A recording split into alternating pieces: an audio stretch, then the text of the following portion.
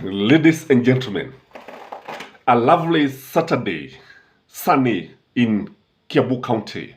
This is Gashis Kaman, the Tourist Man, Black Africa. Today I want to address William Samoei Ruto's new dressing code, new dressing style, the Kaunda suit. And this one has been a conversation, not only in Kenya, but also among people in the diaspora. A number of guys have asked me what could be happening in the wardrobe of William Samoei Ruto. What is this that William Samoei Ruto want to tell the nation? When you look at the dressing code, you realize that dressing will normally tells about your personality. The kind of dress that you don zitaeleza mengi kuhusu wewe ni mtu wa aina gani. I want to give just one example. If you see somebody with a lot of makeups, kwa macho, masikio, nini, kila mahali, normally this kind of people, especially the ladies, you find that they are extroverts, they are outgoing, and they are party animals. That's the truth of the matter. For instance, if you look at Mike Bovi Sonko and his dressing code, what does it tell you? It tells you that this is an extrovert. This is somebody who partying, somebody who is very social. And when you look at William Samoei Ruto, he has completely changed his dressing code. He used to wear expensive Italian suits, but now we are seeing him wearing cowder suits. Cowder suits were first developed in Austria in 1970, when majority of the viewers here were not born. And it is Kenneth Kaunda of Zambia, the president of Zambia, who later popularized the Kaunda suit. He would always wear Kaunda suit, na baadaye tukaona viongozi wengi wa Kiafrika wakiweza kufuata mtindo ule ule wa Kaunda suit. And by the way, if you don't know, it is Kenyans who actually nicknamed that suit Kaunda suit. Unajua Kenya ni watu wengine hasa wafanyabiashara ndio ambao huwa wanaona lolote na they know how to mint money. And later we saw people like Julius Nyerere wearing the same Kaunda suit. But now it is William Samoei Ruto who is wearing the same Kaunda suit and passing a strong statement, if you ask me. So I want to look at the political message that William Samoei Ruto, according to me, that he's trying to pass to Kenyans. The first statement, which should be very clear to all, is that he intends to promote local manufacturing industry, especially the textile industry. Ukiangalia utaona kwamba, I've looked at those Italian, those Kaunda suits very keenly. And one thing I've noted is that they have 3 buttons. And they're also short-sleeved. And they're of different colors. So you want to pass a statement that we must promote the local industries. And I want you to compare Uhuru Muigai Kenyatta and William Samoei Ruto. Najua Uhuru Muigai Kenyatta agevaa mashati. In fact, watu walikuwa wanamuita wa mashati from the many types of shirts that you don. And also, the same case applied to Uhuru Muigai Kenyatta. Uhuru Muigai Kenyatta was also trying to promote the local textile industry. Na tunajua hata tuliweza kuona watu wengi wakifuata ule mtindo. And it's just a matter of time before, ladies and gentlemen, you start seeing akina Itubi, akina Moses Kuria lining up for the same Kaunda suit. Wengi wanataka kuonyesha vile ambavyo wana uhusiano wa karibu na William Samoei Ruto. And it is very clear to us that William Samoei Ruto is very influential. After Raila Amolo Odinga, the second most influential personality in Kenya, it's William Samoei Ruto. And whatever he dons, chochote ambacho anavaa kinaweza kuwa na athari kubwa sana kwa taifa na hususan kwa vijana na wanasiasa kwa jumla. So he intend to pass that message to Kenyans. The second statement that William Samoei Ruto is passing is that change has come. That is the truth of that's a fact that you want to tell Kenyans that everything has changed. Mambo yamebadilika. Change is the only thing that is constant. All other things change. By the way, I've always opined this channel.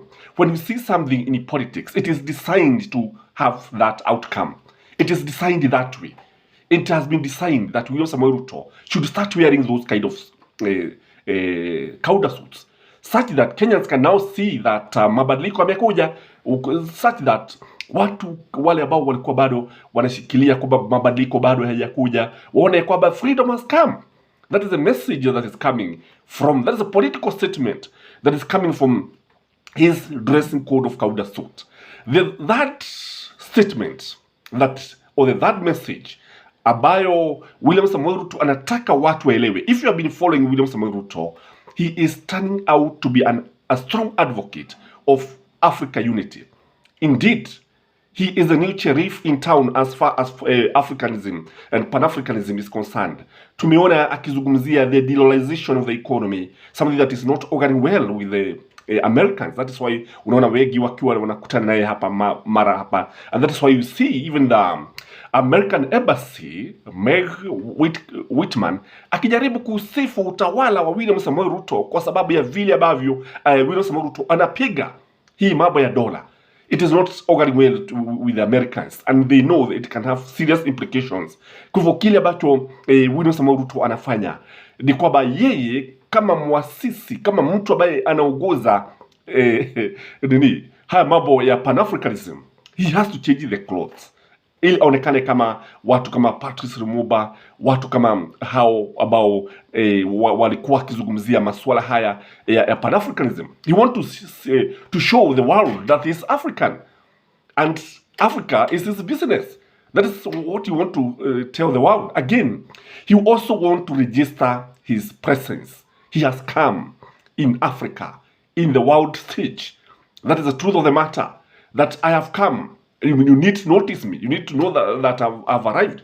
Because you see, if you want, kwa mfano ukienda katika mahali ambapo pana mkutano, watu wametulia, kisha uingie ukiwa you look like a Christmas tree, kulingana vile ambavyo umejirebesha, a Christmas tree, watu wametulia, utaona kila mtu anaanza kuangalia. So clothes will always pass a statement.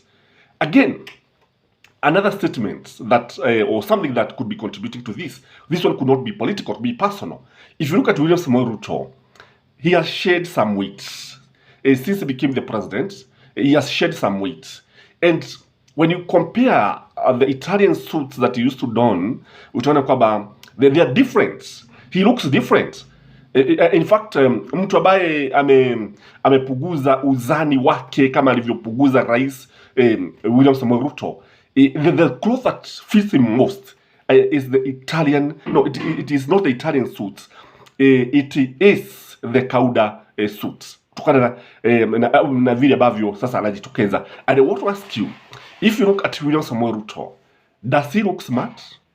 Would you prefer him wearing zile nguo zake za zamani ambazo alikuwa amezoea kuzivalia, the suits, like zile zinavaliwa na akina Obama, akina Joe Biden, and the others? Or would you, does he look smarter when he is wearing the cowder suit? So that could be another reason that is actually forcing him to change the clothes. Again, he is also passing a statement that he's a man of style. He's a fashionist.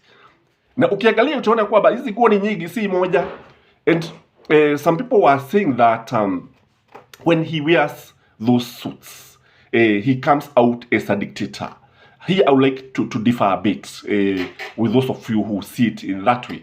Kwa sababu even Raila Amolo Odinga wears those cowder suits. And by the way, Raila looks better with those cowder suits.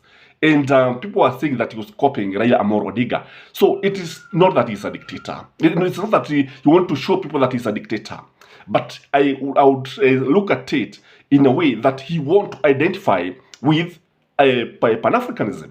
And that is also the same reason Raila Amolo Odinga, I think, has been also donning the same suit. And one thing that many people did not notice is that, is it yesterday when he met, yesterday when he met the embattled American ambassador, Meg Whitman, and that senator who is for dialogue, I've forgotten his name, you can remind me in this channel, you can comment, that's who is trying to reconcile Azimio and Kenya Kwanza. He was donning orange cowder suit. Orange is the color of Orange Democratic Party. And Gachagua was kept away from that meeting. What does this tell you? Because I've told you, the cloth and the color will always pass a statement. according to me, the color of the orange was very, very intentional. That he is for reconciliation. That there is no much difference between him and Raila Amolo Odinga. And whatever difference they have, they know that they can actually reconcile. That is what I think was the message that was being passed. Now, unajua vizuri sana Gachagua has been very much opposed to this national dialogue, and maybe that is why he was kept away. Again, when you look at William Samoei Ruto, one thing is very clear, that he wants to look like he is now closer to the hustlers. Kwa sababu unajua mtu ambaye amevaa masuti have nothing long bad against suti nzuri sana, and sasa huyo mtu, when you interact with that person will look very formal, and you know William Samoei Ruto has been selling the hustlers narrative, so you want to maybe the hustlers to feel at home when he is interacting with the hustlers. Last but not least, if you ask me, it is easier to move from one place to the other when we are wearing the cowder suits, because they are light. That is one thing of the matter. The fact that they are short-sleeved also means you are also flexible. You don't feel that umefugwa mahali. Ni jambo ambalo tunalijua vizuri sana. And when you look at William Samoei Ruto, he's a very active political animal, moving from one place to the other. I understand there's a time that he can even hold 10 meetings in a day. That's somebody who was telling me that he can hold so many meetings in a day. Now he sleeps late and he wakes up very, very early. Maybe that is something that could be contributing. And I wish it was Raila Amolo Odinga who was donning these suits. And it is now coming out clearly that most of the things that Raila has been saying are true. Most of the things that he has been doing are good. And others are now following. So Raila reads, others follow. That is my take, ladies and gentlemen. Like this video, and may you have a blessed Saturday. Bye-bye.